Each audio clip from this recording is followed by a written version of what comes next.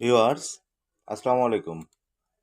আজকে আমাদের বিষয় ফটোশপের ছবিতে কিভাবে আমরা ড্রেস লাগাবো, অর্থাৎ একটি ছবিতে কিভাবে আমরা ড্রেস লাগাবো সেটি দেখাবো। দেখতে থাকুন।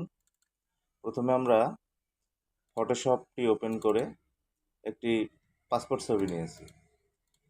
ছবিতে দেখতে পাচ্ছেন পিছনের ব্যাকগ্রাউন্ডটি একটি শেপ। এটিকে আমরা আগে ক্লিন করে নিচ্ছি। ক্লিন করার পরই চতুর্দিকটা একটু ভালোভাবে নিয়ে আমরা ফেসটাও একটু পরিষ্কার করে নিলাম। এরপর ড্রেসটি নিলাম, দেখতেই পাচ্ছেন একটি লোকের কোট ব্লেজার পরা ছবিটি নিয়ে নিয়েছি। এখন এই মাথাটি কেটে নিয়ে জাস্ট ছবির উপরে বসাই দেব, অর্থাৎ ব্লেজার টাইয়ের যে ছবিটা দেখতে পাচ্ছেন এখানে বসাই দিলাম।